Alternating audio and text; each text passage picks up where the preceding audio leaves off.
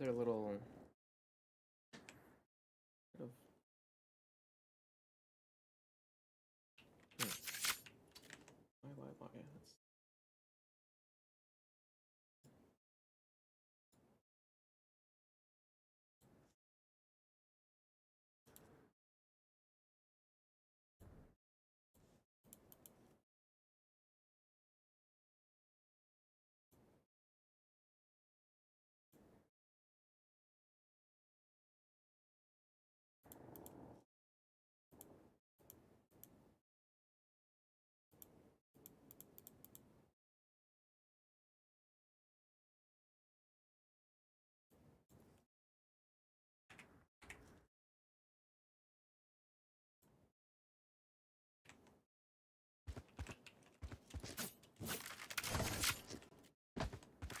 it should make things wonky, right? Like this. Yeah.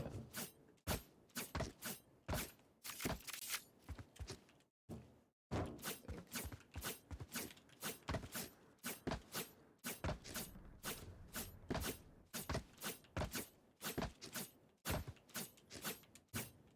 Yeah, it's definitely coalescing my.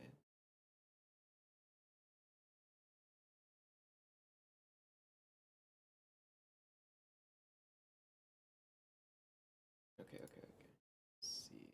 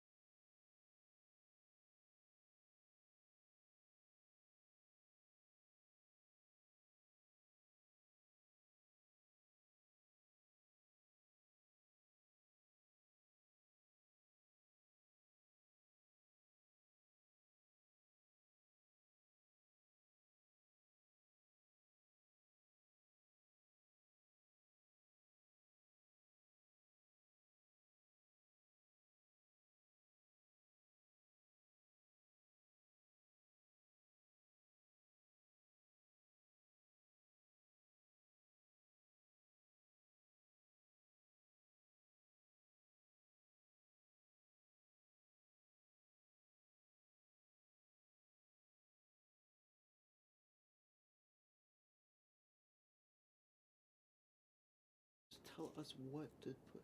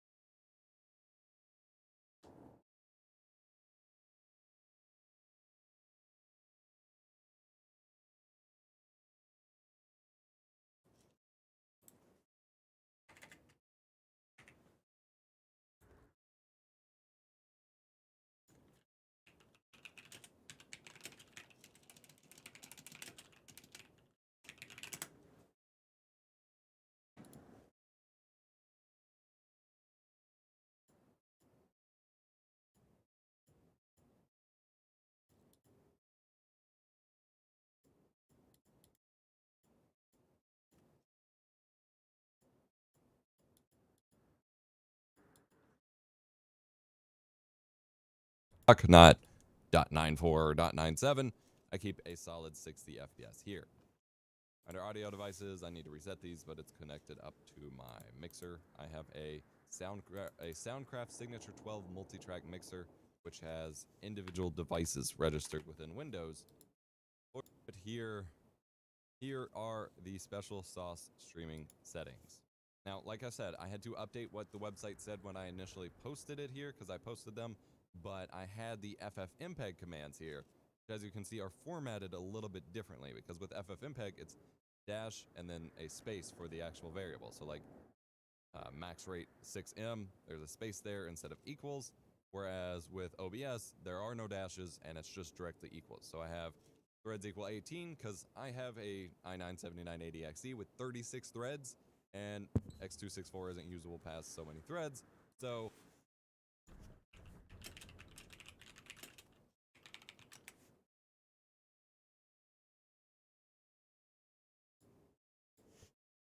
I thread limit X26. I have a i9-7980XE with 36 threads, and X264 isn't usable past so many threads. So I thread limited it to 18, which uses 3 threads for look ahead, which is fine. For RC look ahead, I typically use 60. I'm currently experimenting with 80 here just to see how far I can push it. This improves your quality up to a certain extent, but it doesn't cost a whole lot of CPU time, which is why it only allocates about 1/6 of your allocated threads to X264 to look ahead. So for me, that's about 3. That seems to work out. I will have a quality sample here versus normal, medium, and normal slow up on screen. And then I have VBV buff size set to the bitrate that I'm streaming at, which is 8 megabits per second. This is supposedly not needed for OBS since CBR handles that, whereas my FFmpeg commands are basically telling it to use a constant bitrate within the context of variable bitrate.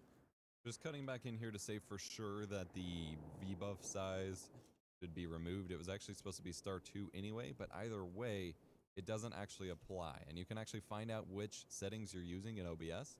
After you've recorded something, close OBS, relaunch it. I just did that. Go to Help, Log Files, Upload Last Log File. You need to close the session and reopen it to get the right log that you're looking for. Upload last log file, copy the URL, and you're free to close OBS or do whatever you need to. And then you can pull it up here. And if you scroll down quite a bit past all your audio settings and things like that, eventually you'll find your X264 encoder custom settings, and you can see VBV's buffer is being ignored, and it even says up there that parameter has failed.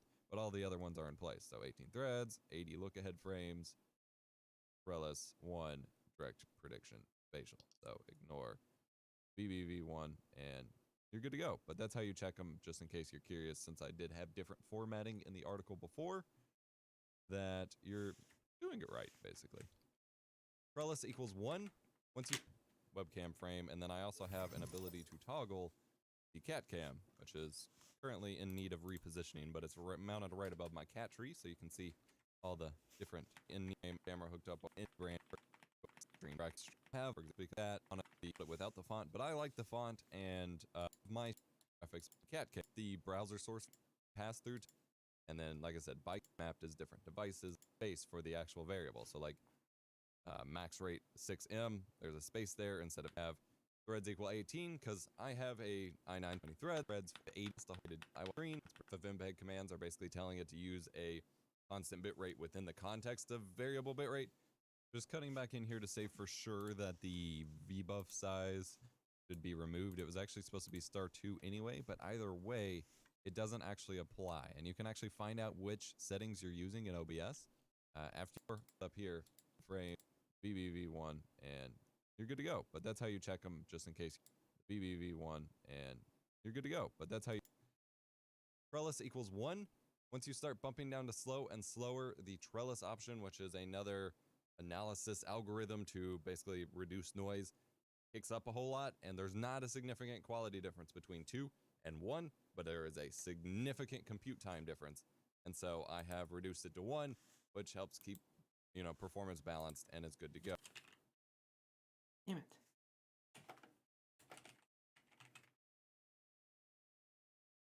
Oh, AQ mode equals 1 here is actually something I'm going to delete. In the normal X264 activated by FFmpeg, this changes from when you hit to slow. It actually changes to 2, I believe.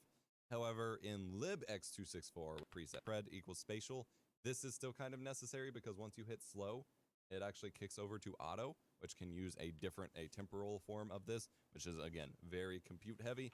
And so I keep it forced to spatial just to save on resources. Again, CBR 8 megabits per second for Twitch. 6 is safer. I've been pushing the line at 8. I have gigabit fiber internet, so it's not a problem for me. I do typically keep the CPU usage preset on slow, even though I have these manual flags, which kind of mitigate some of the differences there. There's tons more flags. These are just the ones that I utilize. However, these same settings can be used on medium and fast, and I don't necessarily recommend pushing slow with your specific setup. And then profile set to high, leave tune on none. And then audio at 160 for Twitch and 320 for everything else, of course. So, as far as what these specifically might need to be changed for your setup, threads, either delete it or manually manage it based on your thread count for your processor. I talked about this more in my previous video. Same with look ahead, talked about it in the previous video, but basically it compares, the next set of frames to the ones it's encoding right now, and it uses a couple CPU threads for that to kind of look ahead, compare, and try to save on bitrate versus quality. And so typically I'm looking at the numbers here, in libx264, it is actually 40 from super fast all the way up to placebo. So that is different than what I showed in my video for FFmpeg x264. So typically I recommend setting this to 60 because that is an entire second worth of look ahead, which is a good rate to go with. However, like I said, I've been experimenting with pushing it further to 80 because I have the processing power for it. Again, buffer size you can probably delete. Trellis is just another analysis algorithm with regards to reducing noise and things like that, but it is not worth changing past 1, and it's worth keeping locked to 1. And then direct prediction equals spatial. Basically, it uses space frame, very expensive, and it looks size here, the PX8x8 or P8x8, BX8, and blah, blah, blah. None of that is necessary with libx264. I have found it to be comparisons here. While it may not be anything too magical for some of you, I have found it to be some of the best Apex Legends quality on Twitch. I keep saying this, but that was actually like when I was you have 720p videos on YouTube.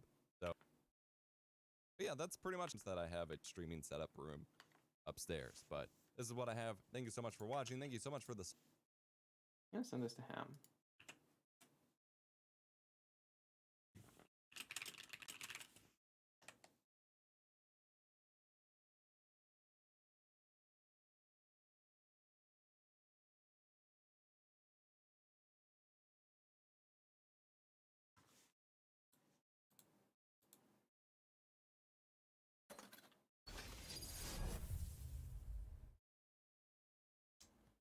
Okay, I'm expecting some rendering lag. Yes. Good.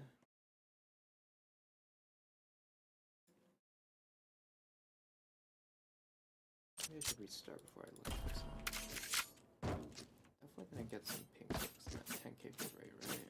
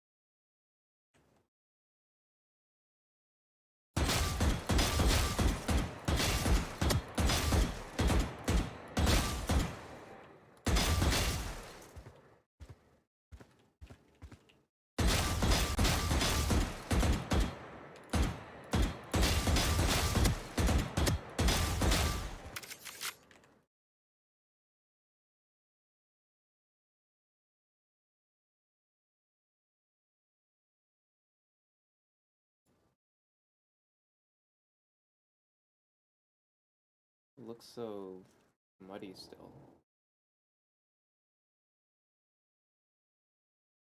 I don't even have that much frame rate drop. That was actually pretty good, but